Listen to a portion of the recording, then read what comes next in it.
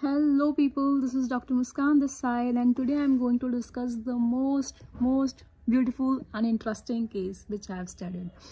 It is all about heart failure, and the best part was I was able to apply the Framingham criteria of the heart failure in the patient, and I have seen the classical symptoms in the patient also.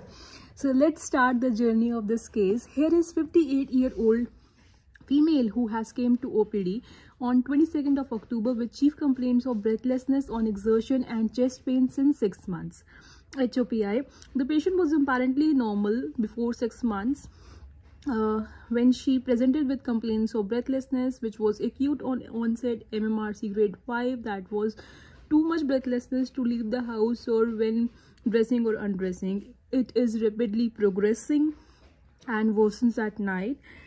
She gets up from sleep due to shortness of breath, so it is also associated with orthopnea and proximal nocturnal dyspnea. That means there was air hunger at the night and she runs towards the window to have some air.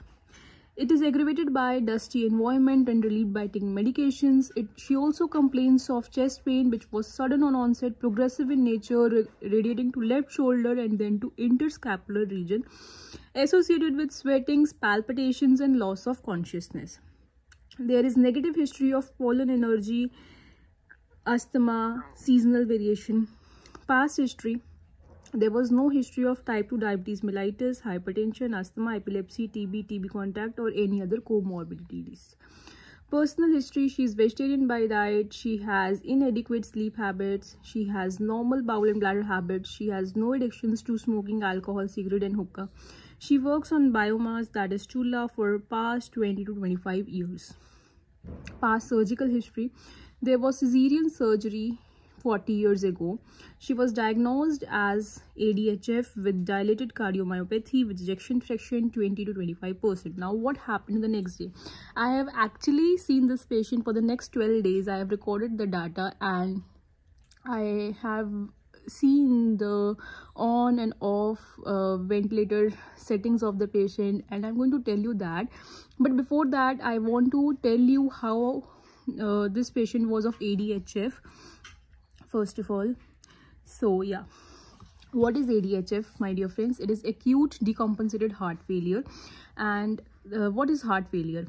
It is a complex clinical syndrome due to structural or functional cardiac disorder which impairs the ability of the ventricles to eject the blood or fill itself with blood. So ejection fraction is end diastolic volume minus end systolic volume divided by end diastolic volume. So yeah, and heart failure is divided into 3, that is systolic heart failure, diastolic heart failure, and heart failure with minimal range ejection fraction.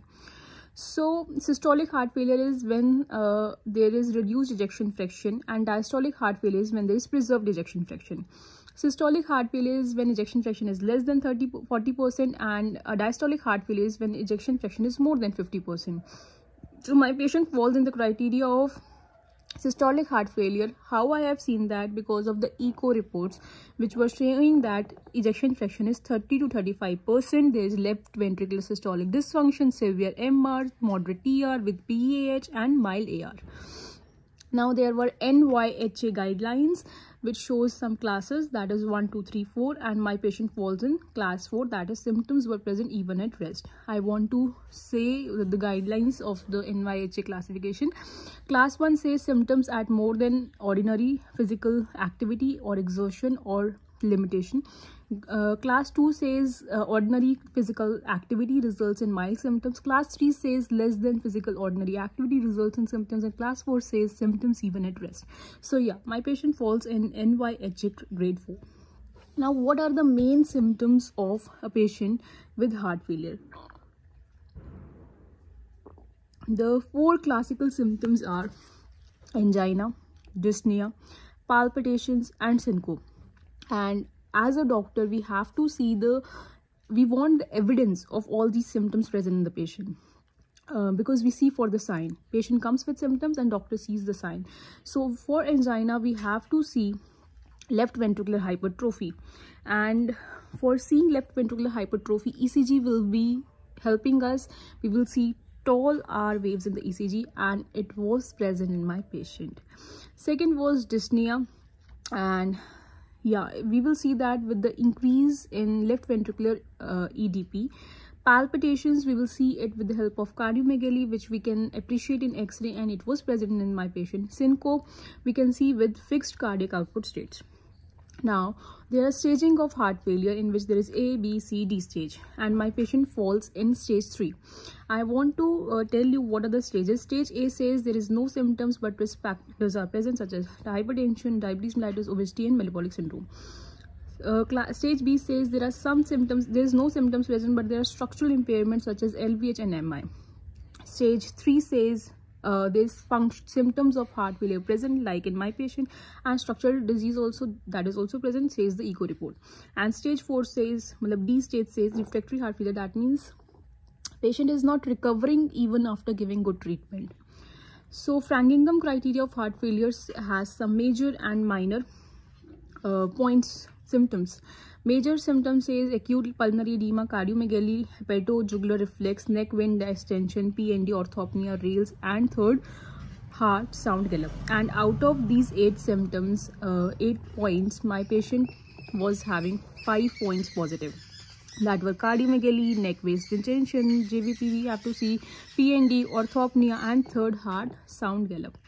Minor symptoms says ankle edema, dyspnea on exertion, hepatomegaly, nocturnal cough, pulmonary infusion, and pleural effusion and tachycardia. And out of all these, 3 were present in my patient, that were ankle edema, dyspnea of exertion, tachycardia, and also nocturnal cough. I have seen, I went to the patient's side around 2 AM or 3 AM at the night, and she waked up, she coughed, and there was sputum also. Yeah, so that was nocturnal cough.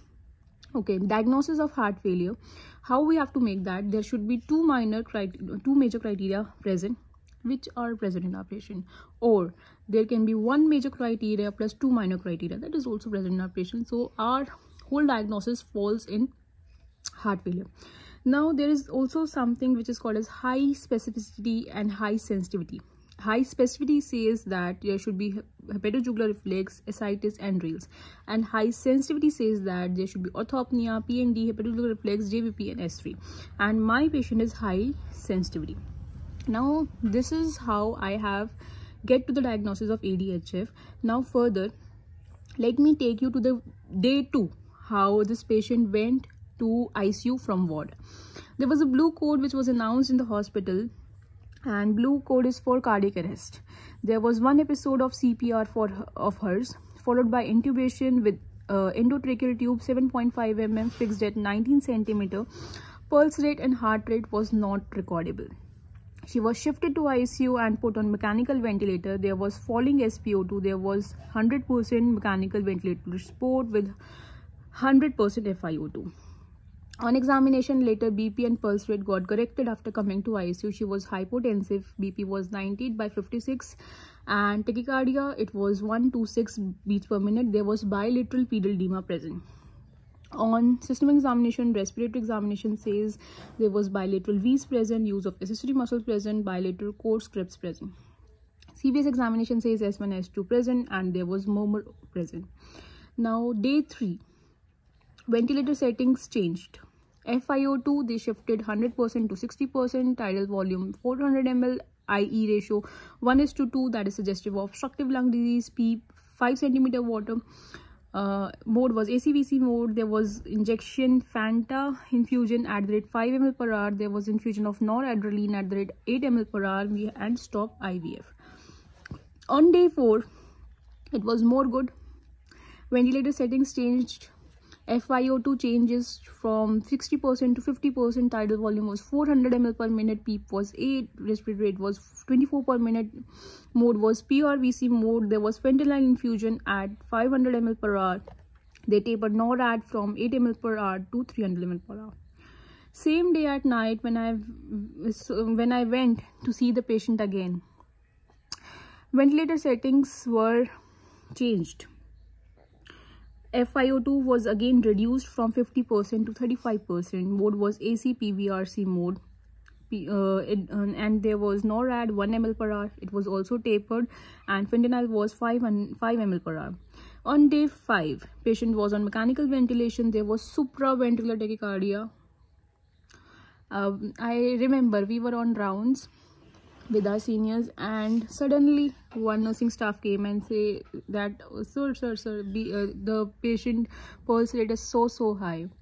And I literally saw that all things. Sir just asked the nurse to give injection adenosine, and I have seen pulse rate falling from 183 per minute to 160 per minute to 150 per minute to 143 per minute in some time. And my seniors asked to monitor calcium and magnesium levels. They advised injection amiodarone 1 mg per kg per hour over 6 hours, which reduced to 0.5 mg per kg per hour over 18 hours. Ventilator settings again changed. 60% FiO2 AC-PVRC mode. Troponin I was less than 0.1. NT-proBNP was less than 125 picogram per ml. And there was advised to give tablet ivabrutinib, which is treatment for heart failure, injection Tazac, which is combination of piperacillin and tazobactam, and stop Monosef because there was reducing platelet levels. So I again went to see the patient in the evening on the day 5th. Mode was AC-PRVC mode. FiO2 changed to 45%, SpO2 was 99%, and the same injection fentanyl and NORAD was going on, but they were at different levels. NORAD was going on at 6 ml per hour instead of 1 ml per hour today. On day 6, I saw there was that the patient developed AKI, acute kidney injury. There was a deranged KFT. Urea was 64.9, creatinine was 0.9, uric acid was 6.6, sodium was 147, potassium was 33.6, and chlorine was 108. Ventilator settings on day 6 again changed. AC-PVC mode, FiO2 40%, SpO2 100%, VT, that is tidal volume 400 ml per minute, P was 6, and rate was 18 per minute. On day 7, patient was on NORAD support. BP was 150 by 70 mmHg. AI was resolved. I was not knowing the fact how AKI resolved suddenly. Might be it is because of the medicines. There was blood tinged sputum removed from endotracheal tube.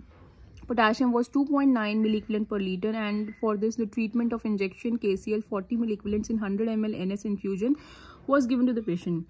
Now on day 7, accidentally there was slipped K wire during femoral vein insertion of central line on the right side, and surgery reference was done for this patient.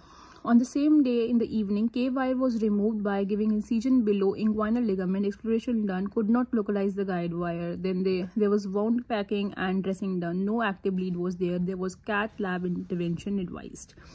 Patient was extubated at evening 7:30 p.m. She was passing stools. BP was 154 by 68, showing she is hypertensive. SpO2 was 99%. Added weight 3 liter oxygen on nasal prongs.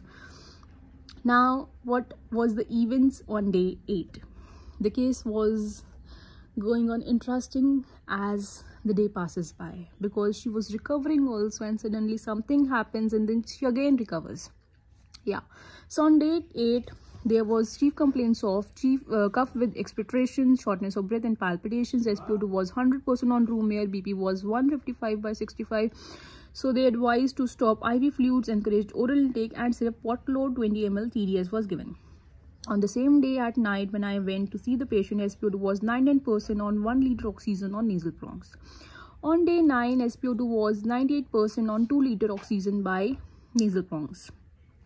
BP was 164 by 66, given NIV support. Day 10, there was removal of the guide wire. Patient is on NIV during procedure. SpO2 was 100% at 60% FiO2. On day 11, patient was on NIV at 40% FiO2 at 8:45 AM. Patient maintained SpO2 94% on 3 liter oxygen via nasal prongs. And in the evening time, SpO2 was 95% on 3 liter oxygen on nasal prongs. On day 12, patient maintained 100% SpO2 on NIV at 40% FiO2. On day 13, patient maintained 99% SpO2 on 2 liter oxygen on nasal prongs. On day 14, patient maintained 97% SpO2 on room air. On day 15, patient maintained 97% SpO2 on room air and hemoglobin was 5.8 gram per dl, and treatment given was blood transfusion 1 PRBC. And yes, that's all. I really enjoyed working on this case. This was one of the best case I have ever learned. That's all. I hope you have also enjoyed listening the history of the patient. And Dr. Muskaan Bansal is signing off now.